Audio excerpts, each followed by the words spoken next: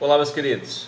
Pois bem, nessa nossa segunda aula, aqui nós vamos trabalhar um pouco toda aquela organização que eu tinha falado para vocês na nossa primeira aula. Então, no primeiro vídeo, com esse segundo vídeo, vou utilizar um slide que vai ajudar vocês a fazer um alinhamento, para que construa uma percepção dessa organização educacional, tá bom? Depois que vocês entenderem esses slides, a gente vai entrar, entender cada passo da organização educacional brasileira, tá bom? Então vamos junto, segue aí o slide e dúvidas, estou sempre à disposição dos senhores. Então vamos lá? Vamos para o slide. Ok, pessoal, vamos lá, Vamos aqui na nossa segunda videoaula. Nessa aula, vocês vão compreender melhor a proposta das 3 próximas aulas, contando com essa, claro. Então, aqui nós vamos trabalhar a política educacional brasileira, e suas organizações, tá bom? Sou o professor Evaldo Monteiro e aqui nós vamos dar início ao nosso terceiro encontro, tá bom? Espero que vocês gostem, espero que vocês estejam compreendendo e, acima de tudo, que todos estejam bem confortáveis em casa, tá bom? Qualquer dúvida, estou à disposição, os senhores sabem como me encontrar. Então vamos lá, Um slide bem interessante, espero que vocês possam compreender perfeitamente aí o que nós estamos propondo aqui nessa nossa disciplina, tá bom, pessoal? Vamos lá. Aqui nós temos um pouco do que nós vamos trabalhar nesses nossos próximos 3 encontros. Primeiramente, nós vamos entender as determinantes políticos, o que os políticos, de certa forma, determinam em relação, ou melhor, o que eles determinaram dentro do processo educacional. Um pouco dessas questões históricas e sociais, porque nós já entendemos que a educação ela é construída conforme a necessidade do mundo trabalhista, do mercado e também das necessidades sociais, tá? Vamos entender principalmente os aspectos legais, porque quando se fala de organização é importante entendermos como a educação ela é gerenciada, e quais suas principais leis que garantem essa organização. Tá? Os processos normativos e a organização da política educacional no Brasil. Tá? É importante percebermos como isso tudo é organizado. Também o PDE, Plano de Desenvolvimento da Educação, como política para a educação brasileira, principalmente dentro da concepção atual, desse momento aí que nós estamos vivendo. Tá bom? Então, pessoal, daqui para frente eu quero lembrá-los que nós vamos trabalhar 2 livros, vamos dizer assim. Um que eu vou passar para vocês, ele vai estar disponível no ambiente. É um livro no qual eu tive participação como professor conteudista, tá? E o outro é a própria LDB, que também já disponibilizei no ambiente virtual, que é a Lei 9394, que é importante que cada um dos senhores, pelo menos a LDB, vocês façam a impressão dela. Tá? É importante porque é o nosso manual, enquanto professores e futuros profissionais da educação. Nós temos que ter essa LDB impressa em casa para acompanharmos todas as aulas que nós vamos ter daqui para frente, já que ela vai ser o direcionamento principal. Tá bom? Então, vejamos. Qual o nosso objetivo aqui nessa aula de hoje e nas 2 próximas aulas? Primeiro, oportunizar a educação de conhecimentos que fundamentem a compreensão acerca das políticas e legislação educacional brasileira, como vistas a um posicionamento crítico frente aos desafios, tá? Da realidade educacional e o engajamento comprometido com a construção de uma escola de qualidade. Então, quais nossos 2 principais objetivos durante esses nossos 3 encontros? Primeiro, como a organização, como a educação está se organizando frente a um pensamento crítico, vamos dizer assim, em relação aos desafios que ela está enfrentando atualmente. E como essa educação ela deve ser construída, mas que de certa forma ela apresente um ensino com qualidade. Tá? Então, quais são os principais desafios da educação hoje? Primeiramente, oferecer uma educação, oferecer uma escola de qualidade. E que ela possa formar pessoas críticas, capazes de superar qualquer desafio imposto, né, por esse mundo, né, por essas políticas partidárias, por essas necessidades do mercado de trabalho, por essas necessidades sociais, né, imposta pelo avanço da sociedade em si. Então, como o conhecimento educacional, que ele vai nos proporcionar uma visão diferente de mundo, como tudo isso vai ajudar a sociedade a evoluir, tá? Então, lembrando que existe dois objetivos centrais da educação: oferecer uma educação de qualidade e, claro, de forma que ela seja inclusiva, tá? Então, uma escola de qualidade e uma educação inclusiva, tá bom? Então, a organização da educação, ela tem que visar esses dois pontos aí. Então, aqui está as nossas 3 unidades, né, que vai representar aí essas nossas 3 aulas. Dentro dessas 3 unidades, eu tenho um livro que eu vou estar disponibilizando, inclusive essas 3 unidades é desse livro. Pessoal, eu quero que vocês, a partir de agora, abracem esse livro e abracem a LDB. São os 2 principais materiais que nós vamos ter como referência aí dessas nossas próximas 5 aulas, vamos colocar assim. Porque essas 3 primeiras nós vamos entender a organização. E as próximas nós vamos mergulhar na LDB. Nós vamos sair daqui entendedores da legislação principal, tá? E de todas as ferramentas educacionais da educação. Então, primeira unidade, o que ela vem trabalhar? Ela vem trazer a política educacional brasileira no nível da legislação. Quais são os principais pontos que nós estamos dentro desse conteúdo? A educação na Constituição Federal de 88, tá? E a própria LDB e também a Base Nacional Comum Curricular. São os 3 principais documentos que nós temos aí quando se fala em organização das políticas educacionais brasileiras. Aí nós temos o ECA, o PNE e o PDE como materiais, vamos colocar assim, de apoio, né, legal, né, para que essa educação realmente se torne algo de qualidade inclusiva.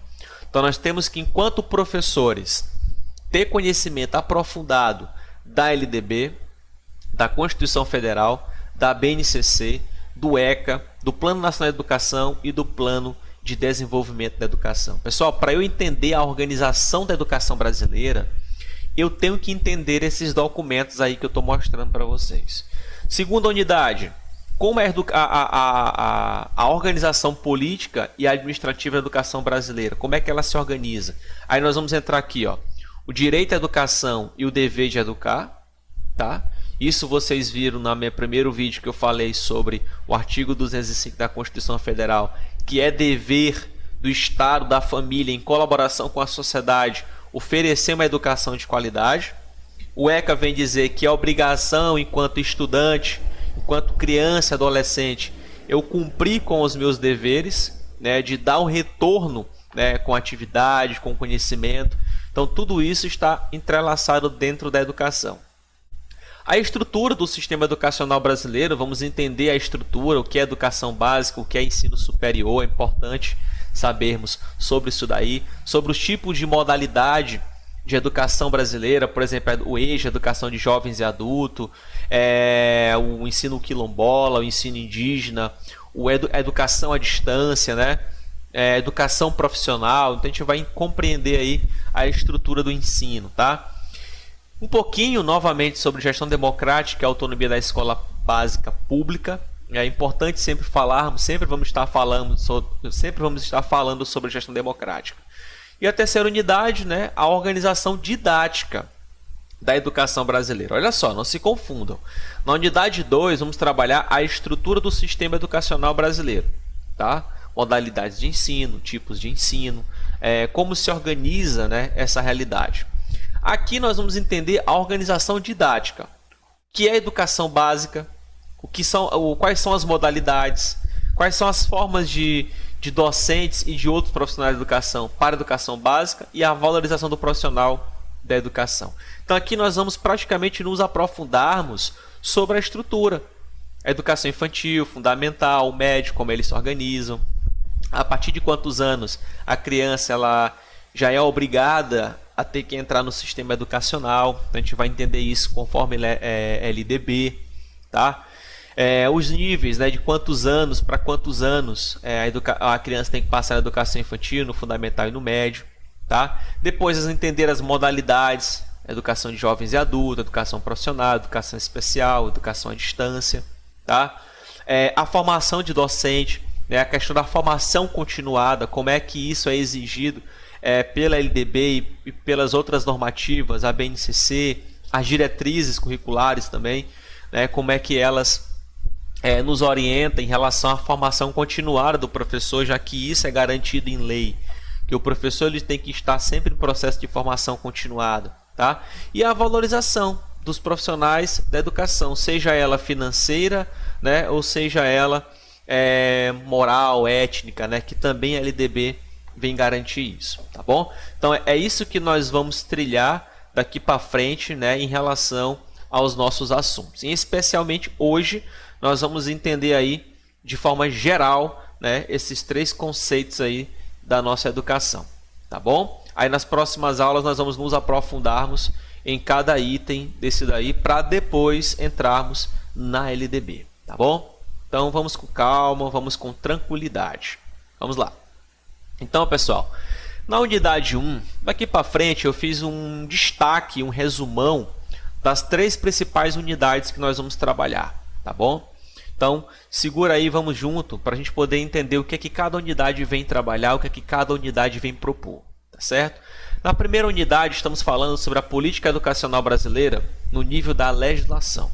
Quando eu falo a nível da legislação, eu estou falando da Constituição Federal, eu estou falando da LDB, eu estou falando do ECA, eu estou falando do PNE e eu estou falando do PDE, né? Estou falando da BNCC. Então, basicamente, estou me referindo a todas as leis, vamos colocar assim, né, que fundamentam e organizam a educação brasileira. Professor, para eu ficar bom e para eu ser um bom entendedor na área de organização educacional, o que eu preciso entender? Não é só entender, o que você precisa de fato compreender, decorar, compreender de fato como a educação é organizada. São exatamente, pessoal, esses principais tópicos que vocês estão vendo aqui, ó. Vou colocar aqui até um marcador para ficar até mais interessante. Eu tenho que entender, eu tenho que ser bom de LDB, eu tenho que ser bom de BNCC, eu tenho que entender o ECA, eu tenho que entender o PNE, eu tenho que entender o PDE, tá? E é claro, eu tenho que entender a nossa Constituição Federal, aquela que foi publicada em 1988, que é chamada de Constituição Cidadã. E também eu tenho que compreender, né, a Constituição estadual, principalmente a estadual do Maranhão. Tá, pessoal? Então esses são os principais documentos que eu, enquanto professor ou profissional da educação, eu tenho que saber. Pessoal, isso aqui não é só para nós passarmos de disciplina ou fecharmos a faculdade. Nós estamos aqui tratando de um dos assuntos mais cobrados em concursos, na área profissional, enquanto eu for um professor, principalmente nós pedagogos, que nós temos a função de ser gestores. Então, eu enquanto gestor, eu tenho que saber desses documentos, como ele funciona, como ele organiza a educação. Então, nós vamos trilhar por aqui. Então, qual é o objetivo dessa nossa primeira unidade? Olha só, compreender a aplicação dos dispositivos legais da LDB e da legislação educacional complementar a respeito da educação básica. Então, o que é que nós vamos discutir aqui? Discutir alternativas que contribuam para superar as contradições e as limitações relativas a esse dispositivo à luz da BNCC. A BNCC, ela tem uma discussão muito interessante, tá? E hoje é o principal manual didático do professor. E a LDB, ela foi construída, vamos dizer assim, como a luz, né? A luz que vai nos guiar para que possamos oferecer uma escola de qualidade e inclusiva. Aquilo que eu falei no início. Então a LDB hoje ela é a garantia para uma educação mais avançada, para a educação avançar, a garantia para nos tornar educadores de excelência e a garantia para oferecer uma escola de qualidade e um ensino inclusivo.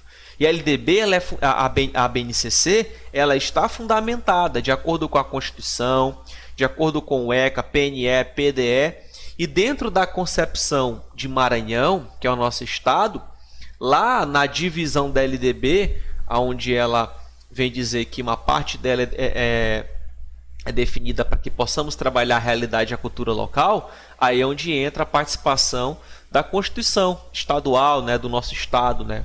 Como essa Constituição estadual ela vem organizar também o sistema educacional, tá bom? Então é importante a gente perceber isso daí. Perfeito. Então aqui, ó, vejamos.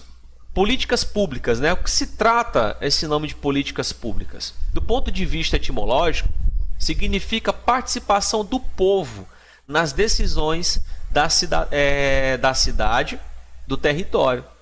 O agente fundamental no acontecimento da política pública sempre foi o Estado. Tá? Então veja bem, quem controla, quem organiza, quem determina, claro, sempre foi o Estado. Vamos colocar assim. Mas nós devemos entender que quando se fala em políticas públicas dentro da educação, nós temos o que aqui, pessoal? Ó, a participação do povo. Em que? Nas decisões da cidade e do território. Então nós temos uma educação que ela não é construída só pelo sistema, vamos dizer assim, pelo sistema educacional político, né? Vamos colocar assim, pelos governantes, mas é uma educação que tem que ser construída também com a participação da comunidade e da família, com a participação de todos. Aqui nós estamos falando de gestão democrática, que vocês viram na primeira aula, tá? Na segunda aula. Então o Plano Nacional de Educação é a política pública mais atual e tem como objetivo a melhoria da educação. O PNE, pessoal, o Plano Nacional de Educação, que a gente vai entender as suas metas aqui, tá? Ele é que de fato nos dá o direcionamento, né, para essa organização que nós estamos vivendo. Eu quero fazer um resumo. Nós ainda não temos uma educação 100% organizada. Nós estamos vivendo esse processo. A educação brasileira ela ainda está sendo organizada.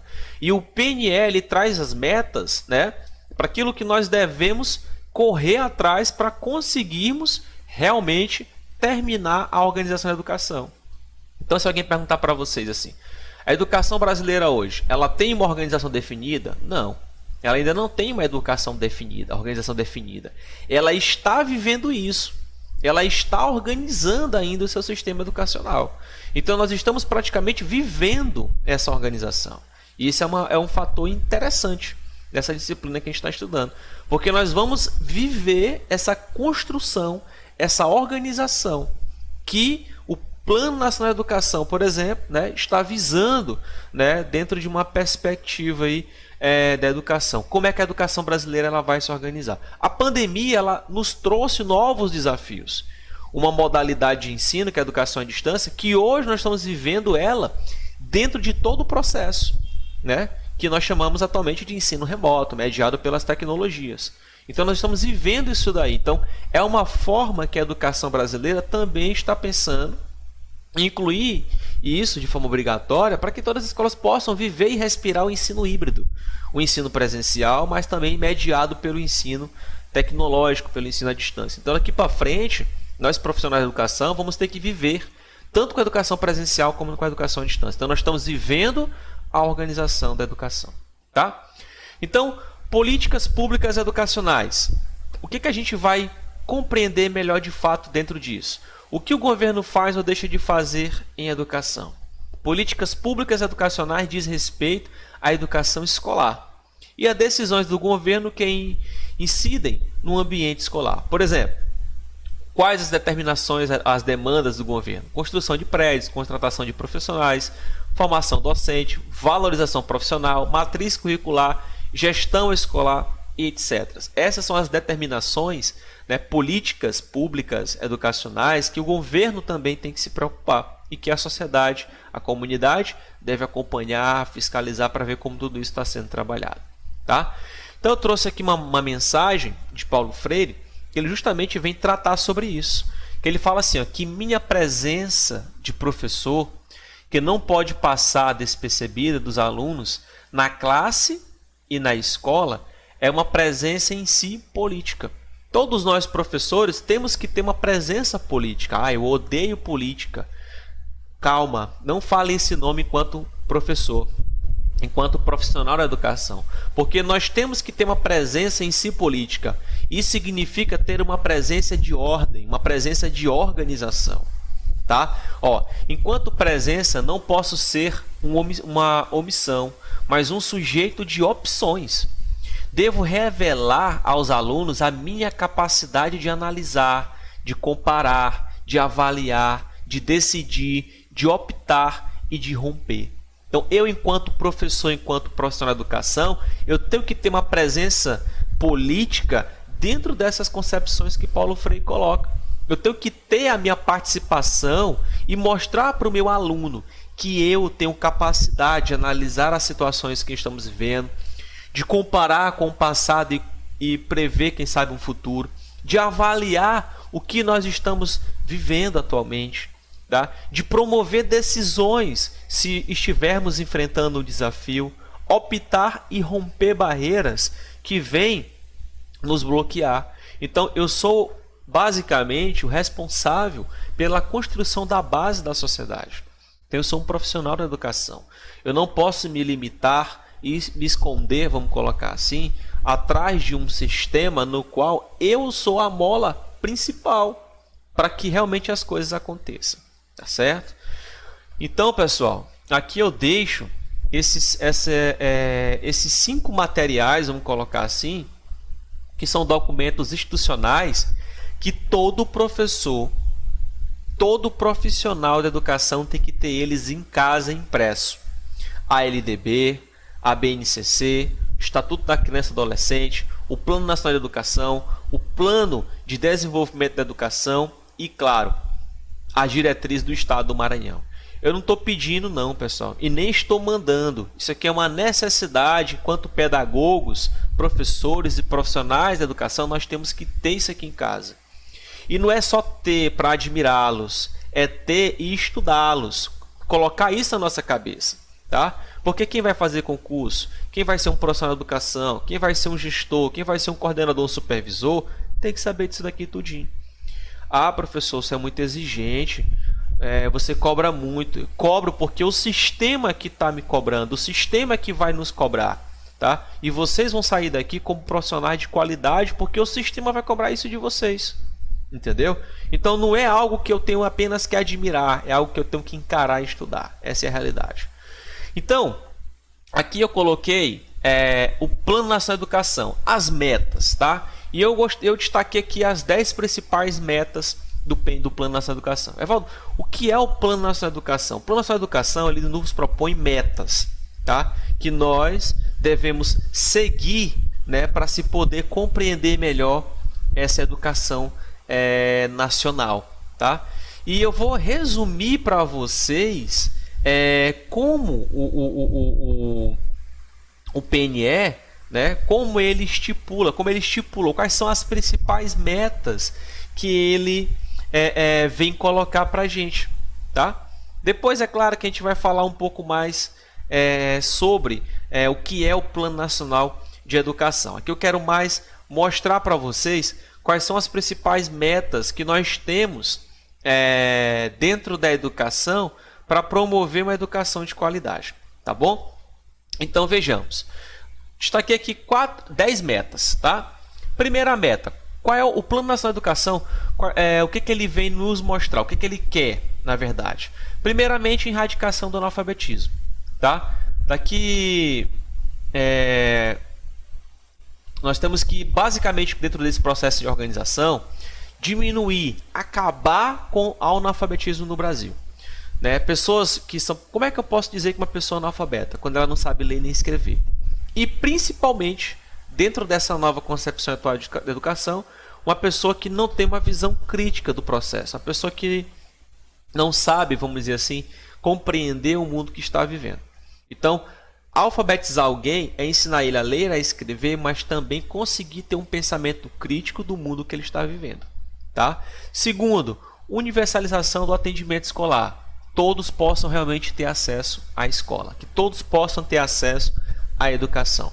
Muitos ainda não têm acesso. Muitos ainda não conseguiram nem fazer o ensino inicial, vamos colocar assim, educação básica, por exemplo, o ensino fundamental, nunca nem conseguiram terminar.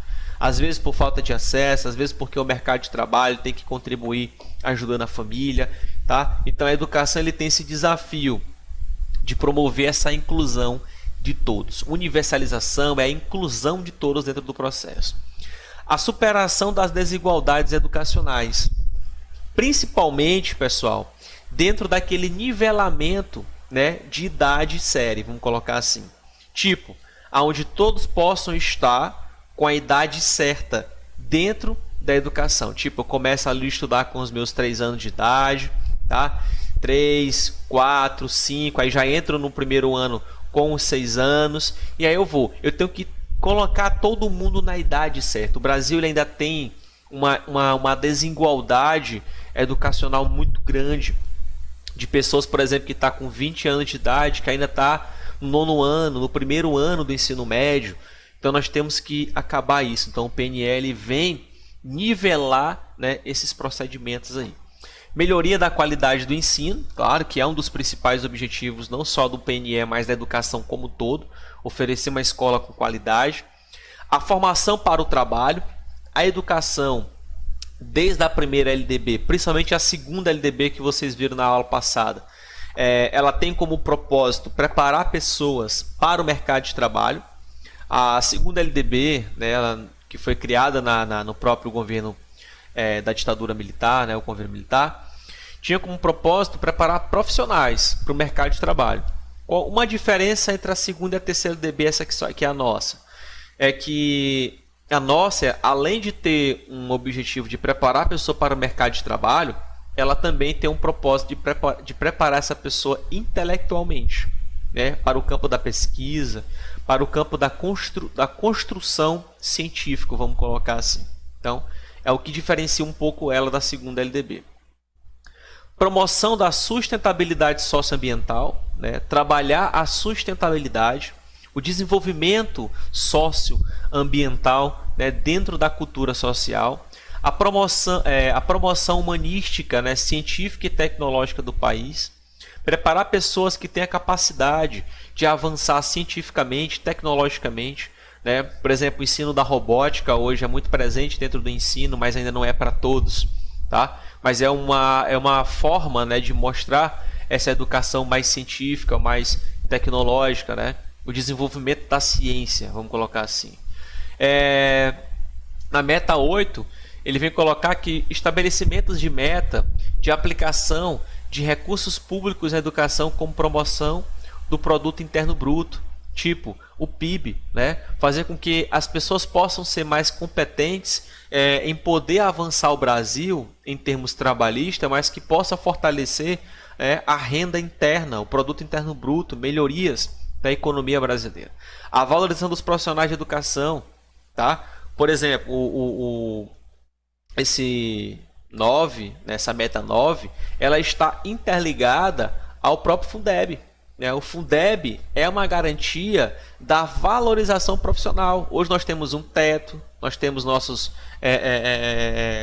temos aí os nossos benefícios, né? Porque nós temos uma lei que garante nessa valorização profissional, que é o Fundeb. Então é importante entendermos, né, o fundo que ampara, né, a valorização dos profissionais, enfim. E a meta 10 ela fala o seguinte: a difusão dos princípios da equidade, né, do respeito à diversidade e à gestão democrática da educação brasileira, tá? A gestão democrática, pessoal, que é garantida em lei. É garantida em lei, tanto na Constituição como na LDB. Na LDB, vocês podem até depois dar uma olhada, o artigo 2, que é justamente o artigo que faz uma comparação com o artigo 205 da Constituição Federal, o artigo 205 da Constituição Federal vem dizer que a educação é um dever do Estado, da família, em colaboração com a família, né, em ofertá-la. O artigo 2 da LDB, ela vem também esclarecer isso, que a educação é dever da família, do Estado, num princípio de liberdade e nos ideais da solidariedade humana, tá? E vem dizer também que é um exercício, né, e sua qualidade para o trabalho. Então, o artigo 2 ele vem dizer exatamente como a educação, quais são os principais princípios e fins da educação nacional. Só que eu quero destacar o parágrafo 8, que fala o seguinte, que a gestão democrática do ensino público, na forma desta lei e da legislação do sistema de ensino. Aí lá no artigo 14, né, ele vem falar sobre o que é gestão democrática, que é exatamente esse item, essa meta 10 aqui que o PNE vem colocar. Que ele vem dizer que o artigo 14 vem dizer que o sistema de ensino definirão, né, as normas de gestão democrática. Tipo, a escola, juntamente com a família, com a comunidade, os professores, os gestores, eles vão definir, né, esse processo de participação mais democrática do ensino. Tá? Principalmente aonde? No ensino público, que é onde é obrigatório. Tá? E ela vem dizer quem deve participar na construção democrática de uma escola. Os profissionais da educação, a comunidade escolar, os conselhos escolares, os alunos, os professores, né? Escolas que eles até colocam assim, que são as escolas das escolhas, né? Onde o aluno, os professores, todo o processo tem autonomia para pensar em um processo mais democrático e possa contribuir, né, com o ensino de qualidade, tá? Então, pessoal, quando se fala em PNE, estamos nos referindo às metas, né? Os planos de meta que nós temos aí que cumprir, né? Para que tudo isso realmente dê certo, né? Para que tudo isso funcione, tá? E nós temos aí até 2024 para poder cumprir todas essas metas aí, para que realmente possamos ter uma educação inclusiva e uma educação de qualidade, tá bom? Então aqui nós vamos falar sobre a organização política e administrativa da educação brasileira. Só que aqui nós vamos deixar para o nosso próximo vídeo, né, para a gente poder entrar aqui. Até o momento, nós falamos um pouco sobre a primeira unidade, como ela é organizada e o que nós vamos estudar daqui para frente, tá bom? Então, até a próxima aula.